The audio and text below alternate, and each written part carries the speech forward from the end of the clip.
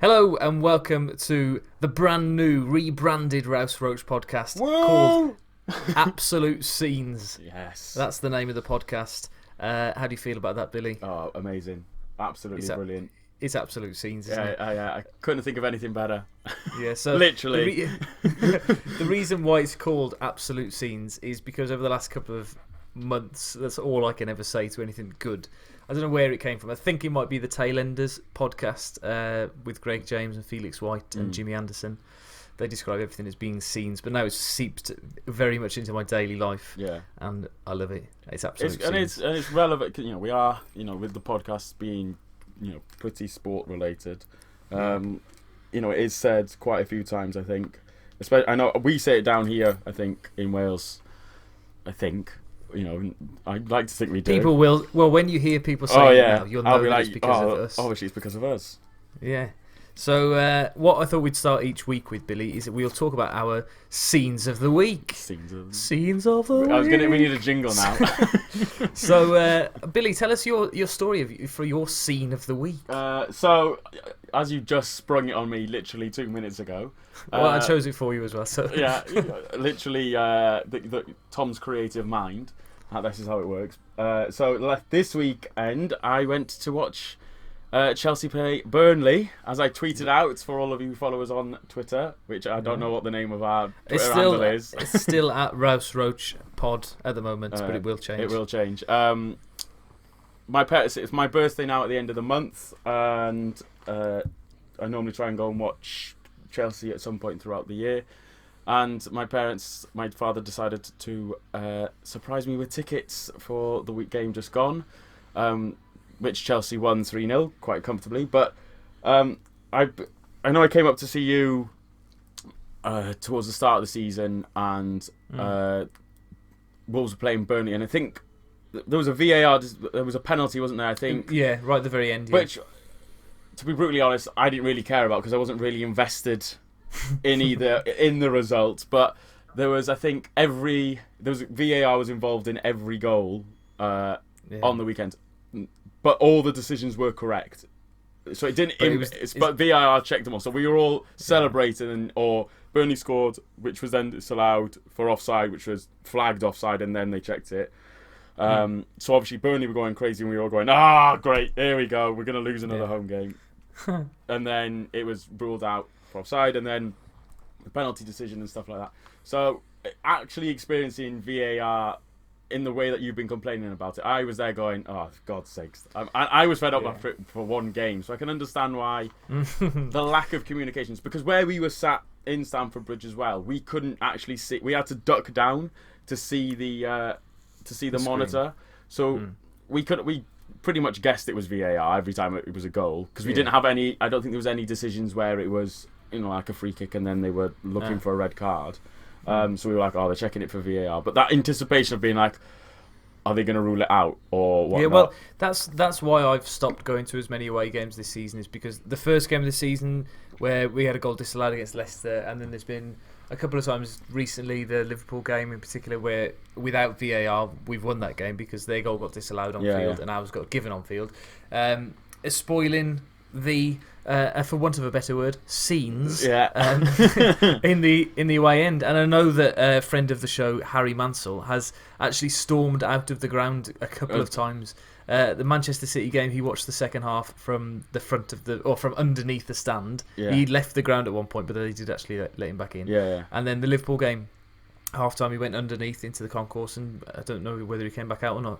It's killing football. But anyway. But before we move on to yours, purely the fact that my dad, every year, he seems to have a player which he just gives abuse at. Whenever he says, for God's sakes, he's on the ball, da-da-da-da-da. And Hudson-Odoi is his man, I think, for this year. And the fact that he went and scored then his first Premier League goal, and my dad's face watching my dad celebrate him scoring a goal, and I'm being like, it started now. Because years ago, it was Kalou. I just remember every time Kalou scored, he'd be like, he's at it again. And I think he went on a goal stretch, scoring near enough every other game and stuff, and he's just like, he scored again. I can't believe he scored again. So yeah, it was good. What was your scene of the week? So my scenes of the week, it wasn't actually it was not tremendous scenes, but it was just like, it was peculiar scenes. Yeah. Because I went to play badminton, believe it or not, Billy, on Friday. Yeah. Had a lovely time. And then as soon as we went, it was quiet in a leisure centre, started knocking up. And then behind us, there were these curtains pulled across. Yeah. And the lights were switched off. Now, in where this was, in Wolverhampton, has become the civic centre because there's all sorts of building work going on. So they've had to do lots of gigs. And the World Championship of Darts has actually been in that room and stuff recently because they've moved it from where it used to be. So I thought, what if there's like a, I don't know, some sort of concert or something that's going to happen, or some warming up for something. Turns out, as soon as we hit the first cock, if you like, some banging tunes started going, and there was a kids roller disco. So roller disco. In the year 2020, Billy, there was a roller disco for children, not for like 50-year-olds who would have been to roller discos. That's mad. Yeah, so it's absolute scenes. Absolutely, literally. No, I used to work in a leisure centre, which is connected to the school that I work in now, and for some reason I have acquired all of the rollerblades that are now in my sports shed from said leisure centre because they used to do a roller disco every Saturday morning. Have you ever been to one yourself? Well, I've held one. I've conducted one, as in because I worked at the leisure centre. I was DJ for it. In fact, today was quite funny. It was absolutely tipping it down here in Wales. Oh yeah, same man. Storm Brendan Causing carnage because we've got cross country. Well, it's supposed to be this week, but it's been postponed till next Tuesday. So I will have the current standings of Ceredigion cross country team for you next week. Can't wait. But because it was absolutely chucking it down, we were indoors, and I played a game of Name That Tune, which I think you would have quite enjoyed, Tom, where children had to. It's like a relay game where they compete against each other, and they've got to try and guess the name of the song from an intro. We play the song until someone can guess it. But we were playing some classics, Tom. Some which you would have been. The Killers were in there, just off the top of my head. Stuff like that. Mumford and Sons. No, If I Had a Gun was not in there. We stopped because they didn't get either of those. I can't remember the songs off the top of my head, but neither of those artists we got. Stormzy, knew who that was. Yeah. Who was one? I had no idea. There was a couple I was like, Big Shaq. Yeah. Drake, obviously, and I was like, I have no idea who any of these are. But the kids were like literally sprinting for these. But they were absolute the classics, absolute scenes. watching these kids sprint across the sports hall to try and get these songs. It's a great game. I love playing it, so I'm probably going to play it now for the rest of the week. Cool, right, and we've got one of the brand new feature, and it's called Best and Worst. Now, what it's going to be for the next couple of weeks, we've had a couple of entries. I've got an entry, you've got an entry as well, so we can talk about that for a little bit. So your best and worst computer game experiences. Now, I don't think I worded the question very well because what I actually wanted was sports-based computer game experiences. Yeah, if you've got any, I did see that, Tom, and thought he's made a scene of this. I know. Made a pig's scene of it. But if anybody wants to get in touch with theirs, you can do it at Rouse Roach Pod. For the time being, it may change subject to availability. So I've gone for my best ever sporting thing ever was I was playing Football Manager. Computer. Sorry, computer football experience. I was 6-0 down after the first leg of the Europa League quarter-final against Sunderland. Of all teams. And you were. I was Wolves. Only ever Wolves on Football Manager. This was Football Manager 2011 as well, which I think I downloaded from a Steam. No, not Steam website. What they called Pirate Bay. One of those torrents. I mean, if any policemen are listening, I bought the game, but it was a Russian.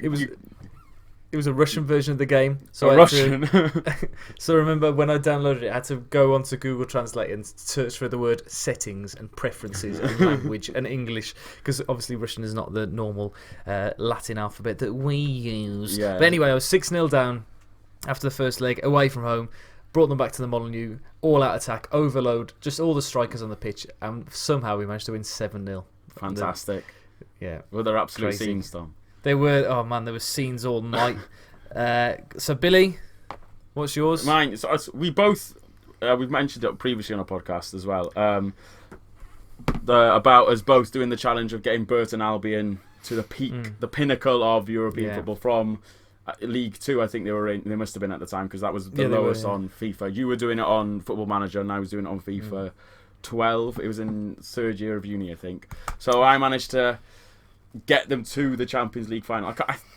I think I got them to win. I can't remember off the top of my head who it was against. The thing is, my argument with that is that it's much easier to do on FIFA, I think, because I'm in control of the players. Signing players is ridiculous on FIFA as well. Yeah. It was it was a lot easier for me purely because I didn't sign many players. I was by the time I got to the Championship, I just I'd put all my money into the youth development. So I was just getting these wonder kids coming through. Not exactly. I'm not saying they were going to be Messi or anything, but they were. Yeah. I think they peaked at like 80. So I was finding that. And once, because FIFA's obviously all to do with you're playing the games, whereas with Football Manager, to an extent, you've got you could probably influence the tactics of the game a bit more, but you can only do that. Whereas I was controlling the game and doing whatnot. I remember doing that as well, and I nearly put it in, but I didn't have a moment where there was like carnage, because I remember I'd gone to Burton a couple of years into a save as well. I think you'd done it. You were Wolves, and I think you got Wolves to the Premier League and won the Champions League. And then I remember you saying you were signing all the players that you had signed at Wolves. Yeah, that's were retiring or getting to the age where they were like 37, and then you were like offering them. But because of your reputation, they were like, we'll come down to League One.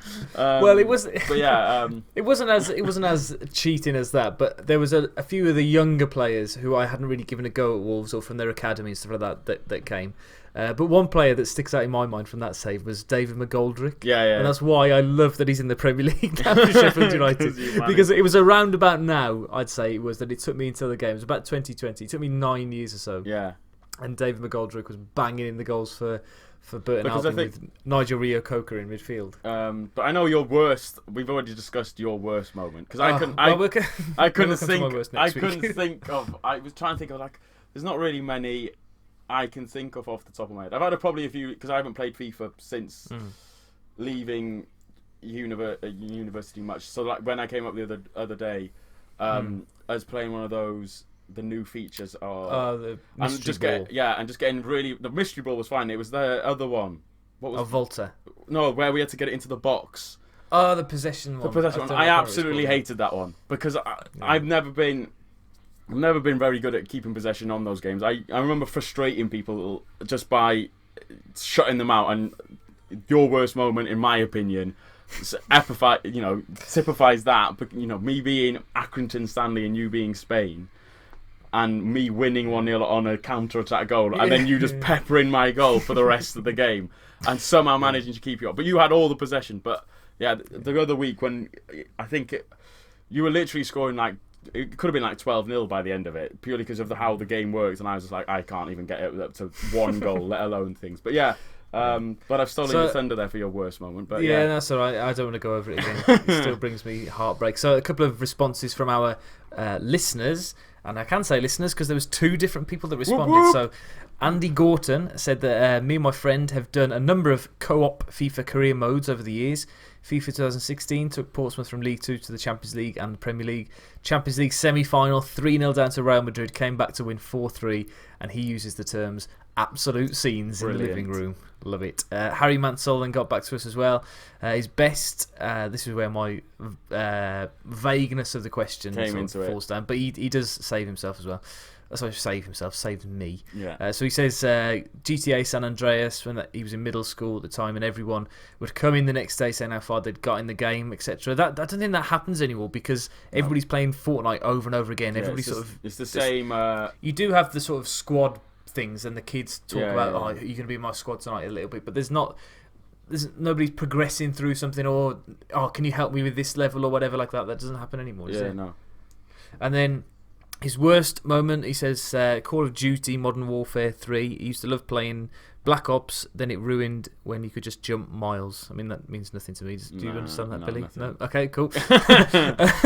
And then one more best one. This is quite a good one. So it's to do with FIFA. He used to do FIFA tournaments at a local pub, and they did a World Cup one in 2010. Drew 32 teams out of the hat. He pulled out Switzerland and won the whole thing for a few £100, and he finishes with scenes. So I that was that tweeted out to us?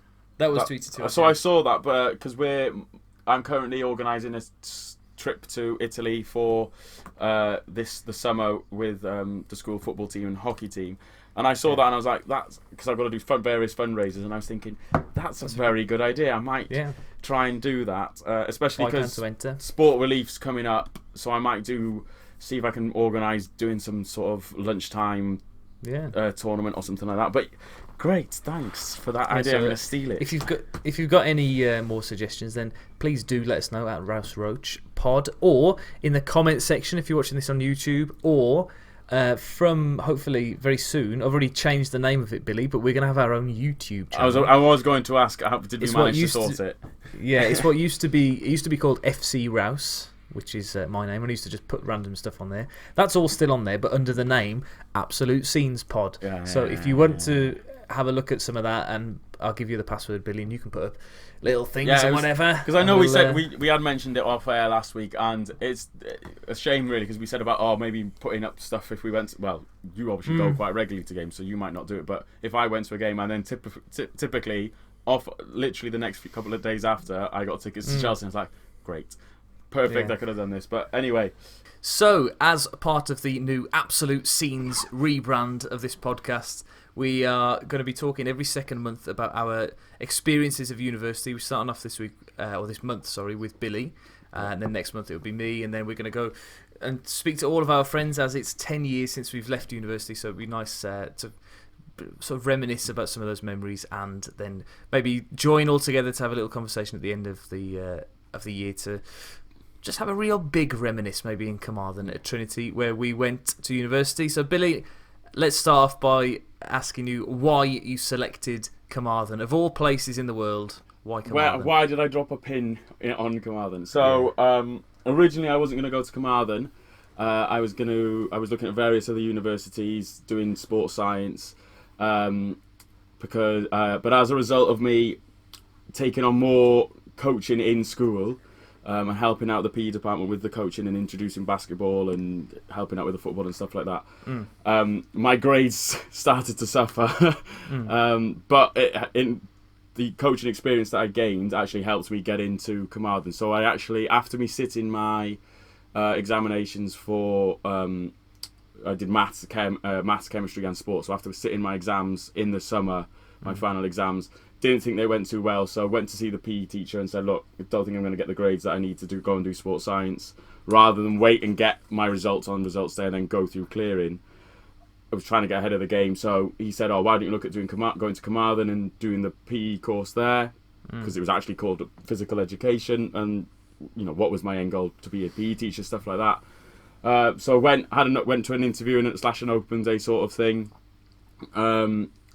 Corredi Emmanuel, the famous brother of David Emmanuel, who did Diana's Dress.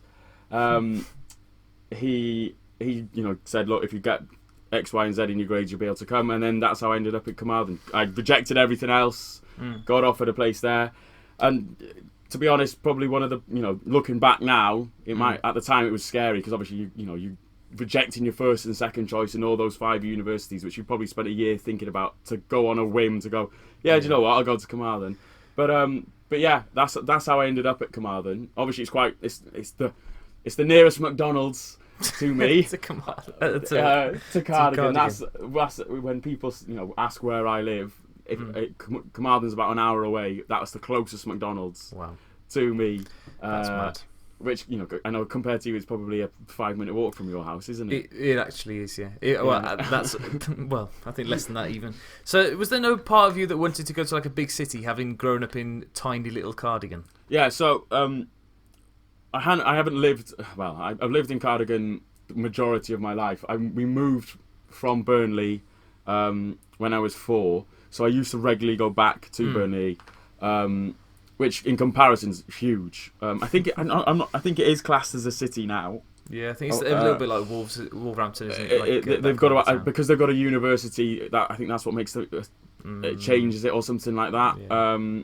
So I had experience of obviously knowing the difference, and obviously I looked at Cardiff. I looked at Wolves was one of them, yes. which we could have crossed paths, Tom. I know. Imagine that we were bound to meet somehow. Yeah, because because you know I know we'll probably talk about it next week, but next month you were at Wolves and stuff, so we could have crossed paths and stuff like that. But so I had looked at it, and I ended up going and doing my PGCE in Cardiff and enjoyed it there. But Carmarthen was a nice step up for me, which for you is probably it was a step down, but it was a nice in between. I was close enough to home to go back if I to get my washing done. Yeah. But then I know we'll probably get onto it later. But me and you went to watch. We were only down the road to Swansea and Cardiff, so we could go to the bigger cities like we did for the playoff semi-final in first year and stuff. So it was a nice in between. My brother's there now, so which I think shows testament to how and he's not doing anything related to sport, so it shows it's a growing university. So let's take you to the first day of university then, Billy. What are your recollections of that first day? I remember driving up with Phil, one of the boys in our friendship group, driving up because we were both from Cardigan, getting stopped along the way by our local friends, the Sheep, crossing the road, which was like a nice finishing touch before going to a bigger town and stuff. To a big city. To big Carmarthen, back to where all the McDonald's are and fast food restaurants. So driving up there, getting there and moving into Tower, which is I think it's been condemned now. I would act surprised, Billy, but you told me 2 days ago. I have told you too. Yeah. So that and then so I moved into floor 2, which had Alan. Sosman Allen, as he was called, going around singing Sosman Vach in every possible moment, and then three of the boys on that floor were doing the same course as me. The floor above then was Phil, Simon, and Matt, who were the three of the boys from our friendship group, and then right up to floor 10 was the legends only. You and Daniel Stagg. There were other boys on those floors, but I'm sure we'll be touching upon those. But I moved from, I think it wasn't long after, but I then moved from floor 2 to floor 10. I think, because I know it was one of your friends who left floor 10. Yeah, so Liam Gregory was living opposite me initially, and he was one of the first people I spoke to, in fact, in university, because I don't know if you remember the Facebook group that Leela, do you remember Leela Homewood, I think her name was? She set up like a Freshers 2010 Facebook, and we spoke to each other very briefly, so we knew that we were living together. Then he had friends who came to the same university, and then he moved to a different block of accommodation, Merlin, which is Welsh for Merlin, because Carmarthen is where Merlin was born, apparently. And then so a vacancy appeared, and very quickly Billy. So I moved himself up there. Moved to the penthouse suite, with its own bath, the only floor in the whole of Tower with a bath. I don't think anybody ever actually had a bath in there, though, did they? Apart from me. Technically, you probably used it the closest to that. The floor that I was on was level with the Union, because the tower was right next to the Union, the tower block of flats that we were in, and it was over the filling station, which was the equivalent of a kebab shop. I think that's being kind. What was the girl's name? Was it Heather? Heather? I think so. Yeah. I don't think her name was actually Heather. I think was it? Or was it? I don't know. To be fair, I'm probably not the best one to ask. I think Dan and Simon definitely will remember the name. There'll be a full 10 minutes on the episodes. Definitely. So not that it was a massive problem, but the fact that there was the floor, we were spending more time with the guys on the floor above and you lot on the top floor. So it makes sense for me to, if the room that was there, So I moved up. Probably, looking back now, definitely one of the best decisions that I made. Because me, especially us two, we were out of the six of us, we were the two sporty ones. So we had, we managed to give each other probably the bants that flourished over the next the next few years, and experiencing the flooding that happened, and definitely it's definitely one of the the better decisions that I made up on floor 10. But yeah, so what that was the first day. I can't think if there's anything else really that happened on the first day. What was one of your favourite memories then of first year? So first year, me and you watching, like we said, me and you going to the playoffs with Swansea. That was, Did you ever been part of a pitch invasion before that day? No, I don't think I've been in one since. I think I've been in one since. Probably not as big as this. I think I've probably Carmarthen Town. We've gone down because I think first year we went to a lot of Carmarthen Town games as well. Did we? Yeah. So I think I've invaded Carmarthen Town's pitch, but nothing. Wow. maybe because they've won a game. Wow. But no, Swansea was I think it was the first time I'd invaded a pitch. Yeah. There's something in that game that I've never seen before or since was a goal from the halfway line. So in the very last kicks of the game, because I can't remember the score exactly, but Forest were within one goal. If Forest would have scored, I think it would have gone to extra time, and everybody went forward. I think Lee Camp was their goalkeeper, and Swansea managed to break from the corner, and then Darren Pratley just passed it in from halfway. It was a madness, and then people were on the pitch during the game and stuff. It was absolute scenes, Billy. Absolute scene, exactly. And can you remember the rugby game that we went to in first year as well? The down in Parker Scarlets. Yeah, I can't remember how we managed to get how we had. It was so during first year that was but I was travelling back and forth to work at home in a sports shop, and the owners of the sports shop, because they were selling the rugby union Welsh Rugby Union shirts and all the kit like that.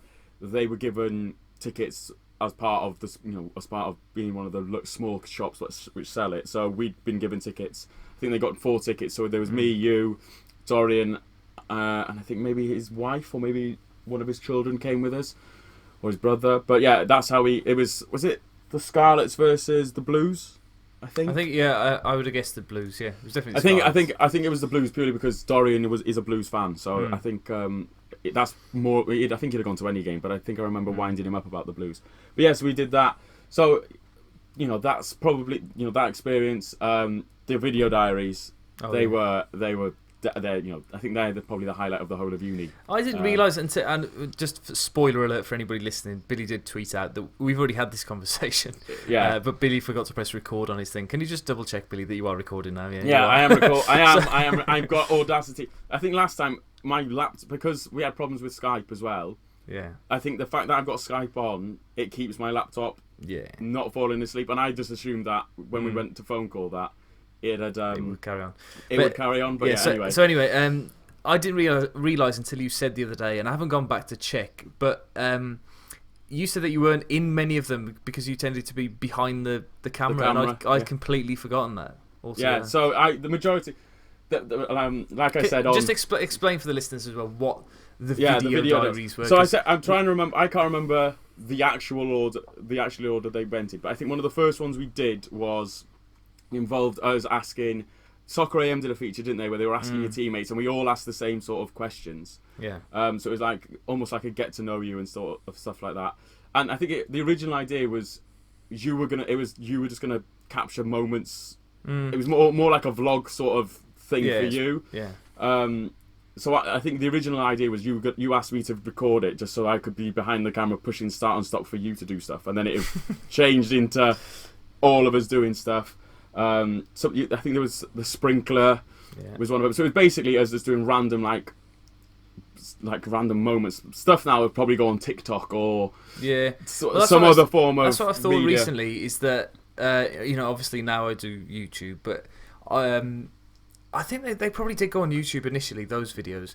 Yeah, they did. They that kind of thing, that kind of skit. It was ahead of ahead of the time, really. You were ahead of the time, Tom. Yeah, because that was in 2011, and then you look at what people like Jake Paul and KSI and people are doing now. Yeah. It was a little bit. I mean, it was on a very, very much smaller scale, but still, that kind of thing on Windows Movie Maker.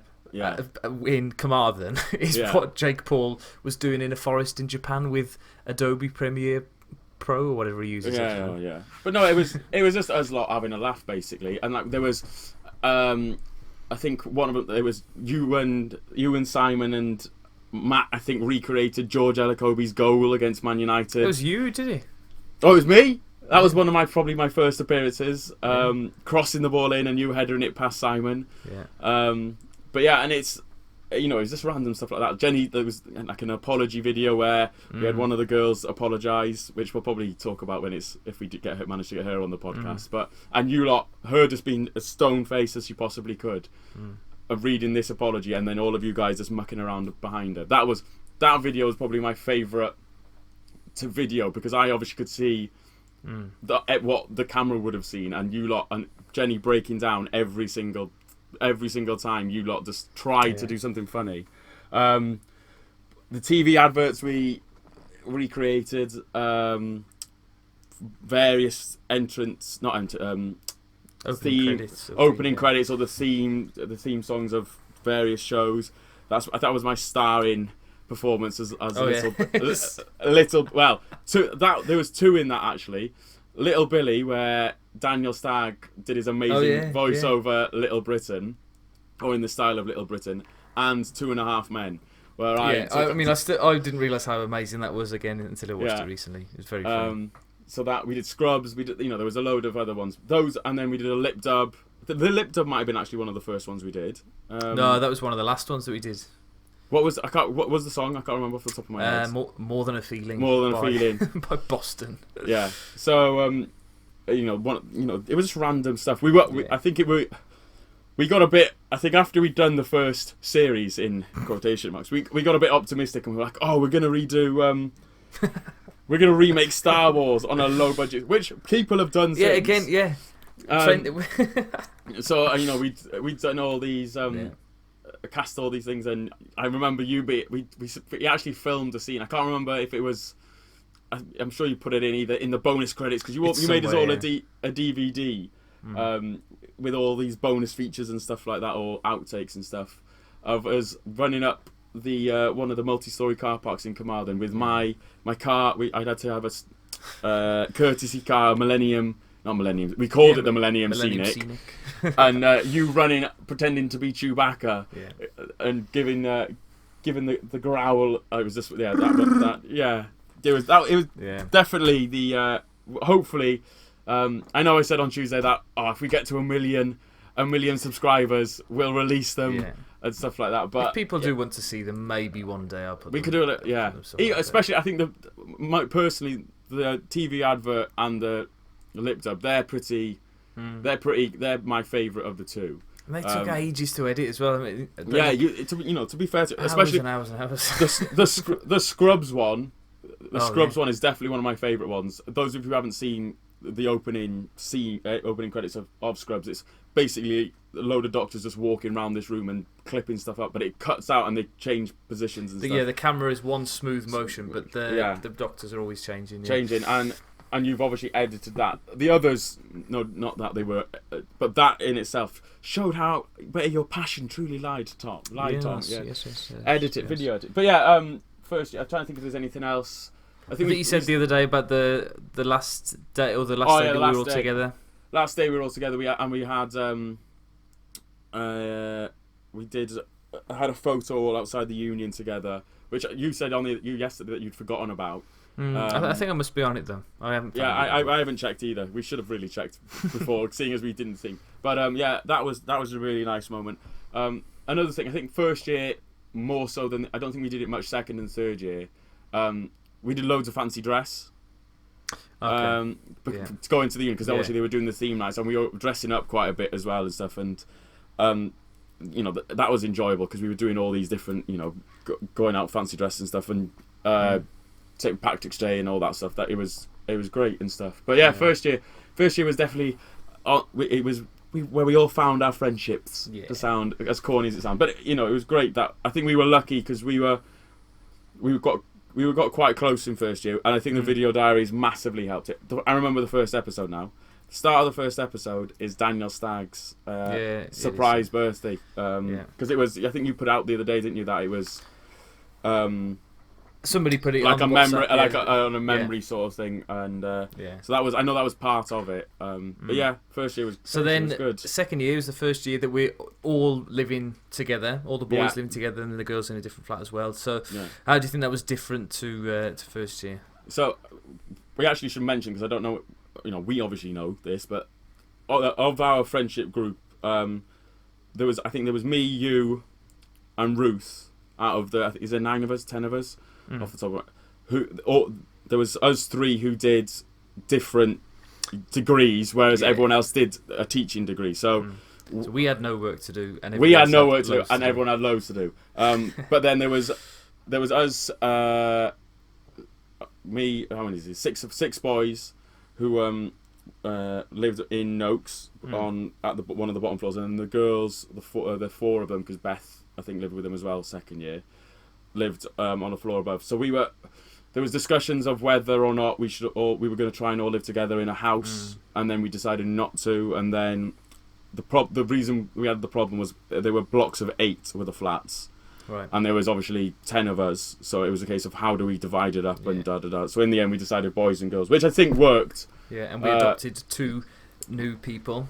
Yeah, which again, Daniel Stagg will definitely talk a lot, I hope, about Steve. Steve, we took him under our wing. I think it's fair to say. He was an interesting character. Yeah, and I think because he was in him, and then Nia, who also Nia G, because there was also Nia Renshaw, who was from Cardigan as well, and she lived at home and joined our group in and out, sort of thing. Nia G. We're saying Nia G. She's only called Nia G because she lived in room G. Her name was Nia, began with a J. But I've seen her. The most recent time I've seen her was when I used to work in Treorchy. Yeah. I used to have to drive over the Bulch Mountain every day. And there was, on more than one occasion, she was the car behind me. So I was looking in the rearview mirror going, sure I know who that is. And there was a couple of times where she was in front of me. Then like we'd get to the bottom and she'd wave, and then we'd pull up to each other and go, oh, it's you. It's you. Oh, yeah, no. So she was the year above, and she was doing...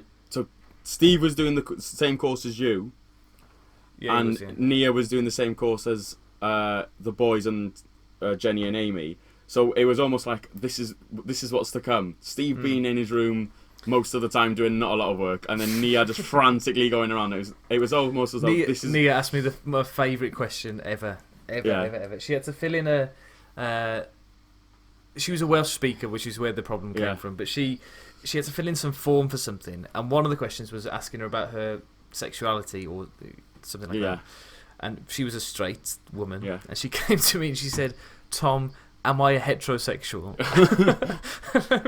I was looking at her going, well, I don't know. I mean, it was only 2012, so people weren't as like gender fluid and stuff as they are now. So I sort of had to explain what heterosexual and homosexual meant. I mean, in English. Compared to what we had to put up with, Beth, bless her, in first year, some of the video diary stuff, and Matt, between the 2 of them, some of the stuff that used to get asked from those 2. I mean, considering Bethan has been to South Africa and didn't know the fact that she doesn't know what side of the world it's on, I think is quite incredible. Really. I mean, she didn't know where Australia was, and I mean, I think most children would be able to figure that out. But Beth, we do love you, but just one more thing on Nia G, because she's one of the funniest things in university for me. I went through a stage in my life where I like to change the word you to Jew in songs. So her birthday was around Christmas time. We were going out for her birthday, and in our little living room we were blasting out All I Want for Christmas Is You. So I was singing All I Want for Christmas Is Jew.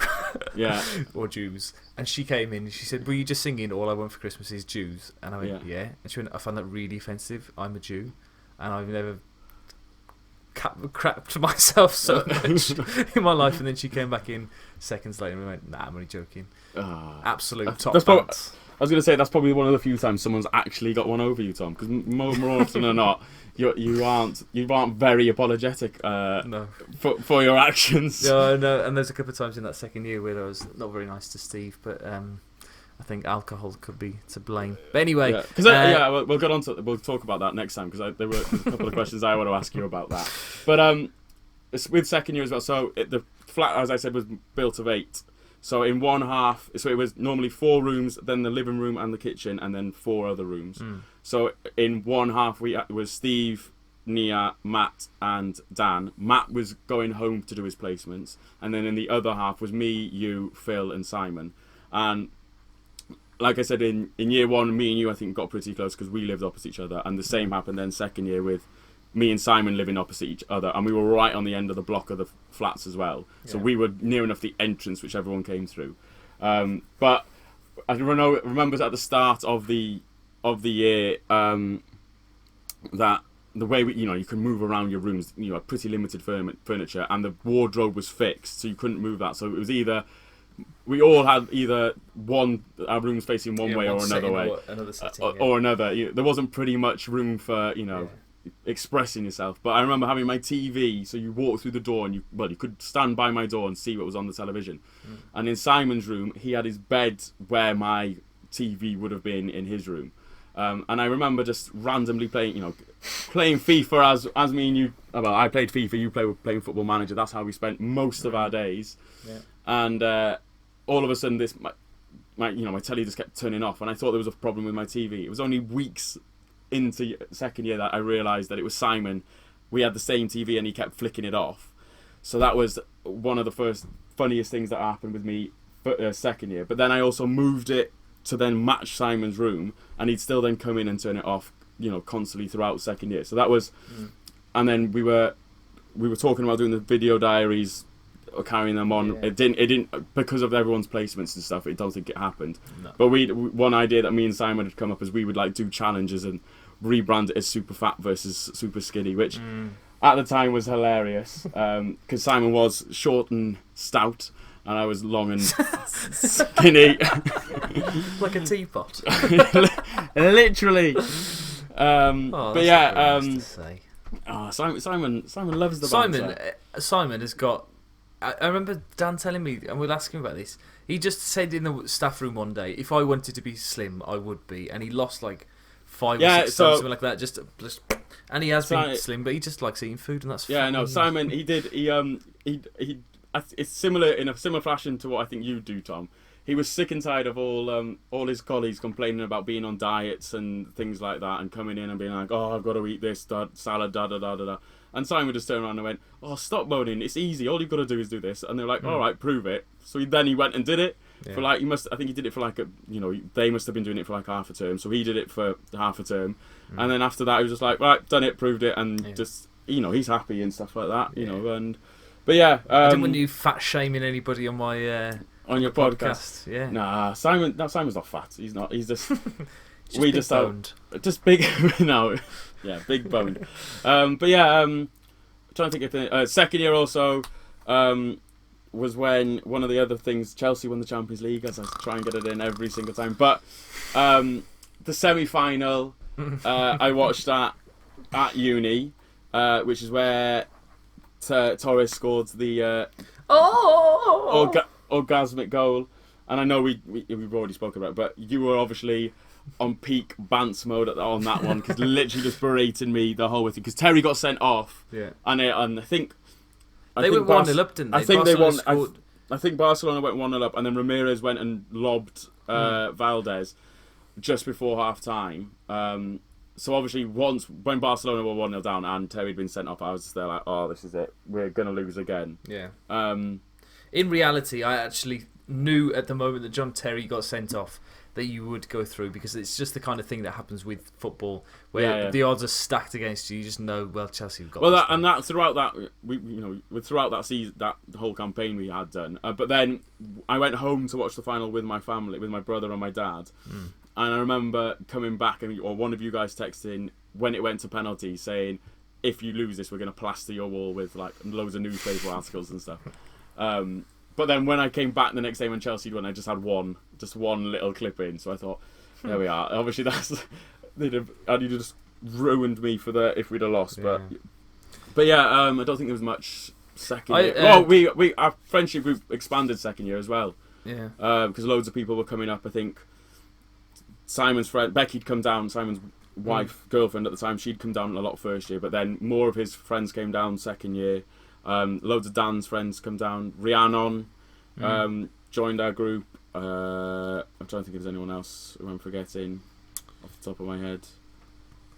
Like we said, Nia G and Steve. They can't be that important if we can't remember them. We can't remember them, no, yeah. But yeah, like more people joined our group and stuff like that. Which didn't really happen third year, but so it was where we were more welcoming to outsiders in our group that year. But yeah, I think I mentioned this earlier. Yesterday, 2 days ago. One of my favourite pictures of you, Billy, is when we were on the fields at the back of the Noakes blocks where we used to live. Yeah. And it was very, very sunny. But I think it was probably only March or something. But it was boiling hot, and we bought loads of food for a barbecue and stuff like that. And we were just throwing the rugby ball around, and you were being tossed in the air, doing a line out, practicing. That was Shaky. I think Shaky and Simon was throwing me up in the air, and I was I'd done. Balls. Yeah, and it was because I'm not that I go around. I've not got a six pack. I was literally a rake. Skin and bones. Yeah. I remember burning. I burn just naturally go red. I don't go tan. I just burn, and being pink from having a farmer's tan and being really pink, and then going out and being I'm going to be thrown around so I can at least burn the rest of my body. So yeah, nice healthy message. Look after your skin. Burn look it after all. your skin. Yeah. But as well in second year, I think that was end of second year and start of third year was where we all started to find our respective partners for third year. Apart from me. Apart from you, Tom. I found Football Manager 2013. That's what I found in your true love. So yeah, like Phil and Beth, they got together towards the end of second year, and I think Dan actually met Lowry. He was betrothed by his future mother-in-law. Yeah, for a day's work experience. Yeah, literally. And and second year as well with Dan, he was only round the corner, wasn't he? So he was literally. So that was another thing with second year was Dan was. Whereas in first year it was just not that me and you hated each other, but it was just us two alone and being like, right, we've done all our normal things, and we're not doing the video diary. So what we're gonna do? And then Dan would be back and be like, oh, thank God, someone else to talk to.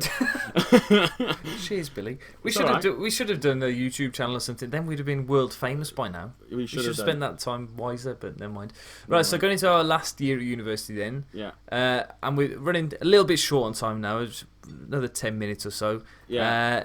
So summarise the last year in university in 3 words. And it was anticlimactic. That's not 3 words. But comparing it to first and second year, it had come down. Did you say anticlimactic was 3 words? No, it wasn't. Would you like to No, reassess?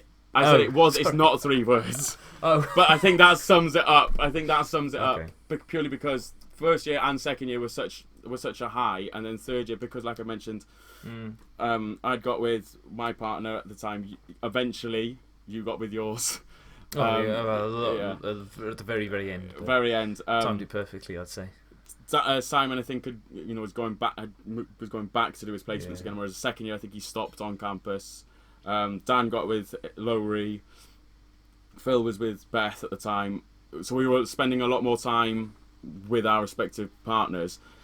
And you were spending more time with the boys upstairs, with the lads. When you said the boys upstairs, you make it sound like ooh. Yeah.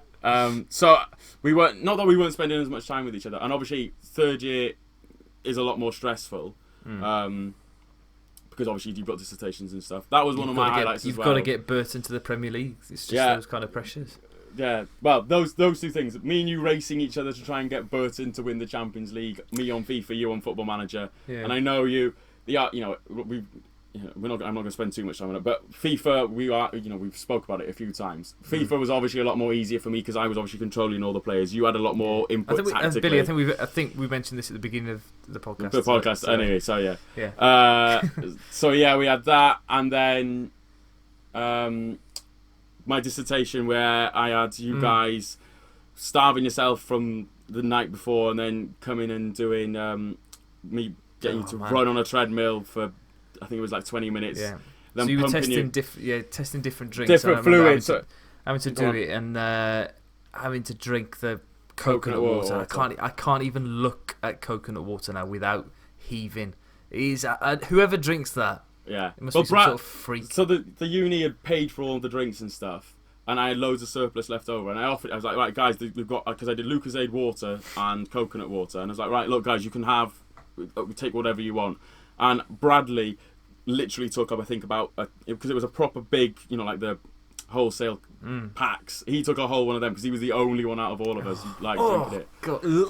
But the other thing about it was you managed to miss the one lecture we had that day and just play FIFA because I had to monitor everyone's fluid retention and stuff. So that's third year. That was a good thing about third year was I did enjoy my dissertation.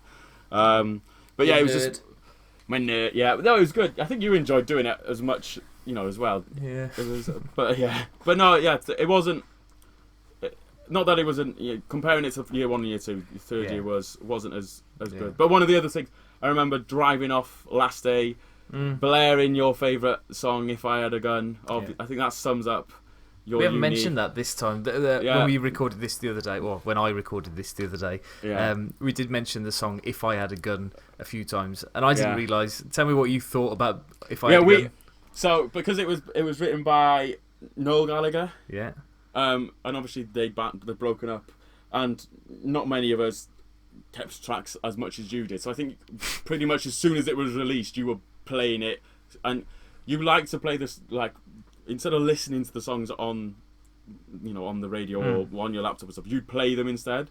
So obviously you would be going around strumming this song, and we were like, and we thought, you'd written it. That's amazing. We were like, Tom's written this song, and we thought it was about a girl. We were like, Tom's a woman, and but yeah, we'll probably talk more about that next month, Tom. But yeah, we thought you'd originally written the song. Well, I did anyway, and I know a couple of the other boys did. Whether Dan and Simon remember us thinking that might be a different thing, but yeah, but yeah, third year, uni on the whole, I really enjoyed. I think we were really lucky. I think it's testament to our university experience is that a few of us have grown apart and we don't get to speak to as many or meet up with people as much as we did, but the fact that me, you and Simon, you were Dan's best man and we were his groomsmen at his wedding, and that was his that was his party. I think that's what you call it, isn't it? But we were all standing up next to him. I think that shows testament to how close we as a group of friends got, and the girls and all the girls were there as well. We haven't mentioned them much this time, but they were in the middle of us They'll have their moment. They'll have them. I'm sure they'll have a lot to talk about. You've met Ruth. You've heard Ruth already. Harry Mansell sent me a message yesterday saying that he's listened to listened to all of our podcasts all in a row. Yeah. And he said that he couldn't understand a word that Ruth said when we rang her up on that podcast. That is one thing I have said to people who haven't listened to it. I said, look, listen to this one because we did the reviews and stuff. And I said, just listen to this because we've got our own Chris Kamara basically. Yeah. In that moment. But yeah. Because I know I'm just looking at the time as well because I can't remember if we did 20 minutes before or stuff. But yeah, it's uni. I really enjoyed uni. I wouldn't look back. I wouldn't change anything. Well, that was going to be the last question. It's as if you've heard these questions before. I've heard these before, but no, yeah. Looking back and the spur of the moment sort of decision that I made to go to Carmarthen definitely was probably one of the best decisions I'd made. Because we wouldn't be doing this, Tom. No, we might have met at Wolverhampton University. Well, you never know. On a different day. On a different day. But yeah, I've probably missed out stuff that I talked about last time, but we haven't. I think we managed to cover it all. It seemed a lot quicker, a lot more succinct. Yeah. Maybe we should do this every time we practice one, and then go right. We want to cut this out and cut that out. So just looking now, we've already mentioned that. So we'll be doing this every second week of the month. So it'll be next next month will be you answering the questions as opposed to, and me just sitting there nodding. We probably cross over a bit, so it's probably going to be a shorter one. And then next week we're going to go back to the original, if you like, format where we're going to be talking about the January transfer window and the best and the worst, signings, things, what we think about it and stuff like that. And then the final week of the month we do like a review of the month, and then it'll be back to films again, which I know we didn't mention. I don't think we mentioned at the start of the podcast, but if we did, I'll do it again because I can't remember. Because we didn't mention them at the end of the film review one. So your friend, is it Harry again? Harry, yeah. He suggested that we watch Coach Carter. I've already seen it, but it's one of my favourite films, so I don't mind watching it again. But you haven't seen it, so we'll do a review on that. And then I suggested to you to watch Talladega Nights, which stars Will Ferrell and all his cronies, or whatever you want to call it, all his friends.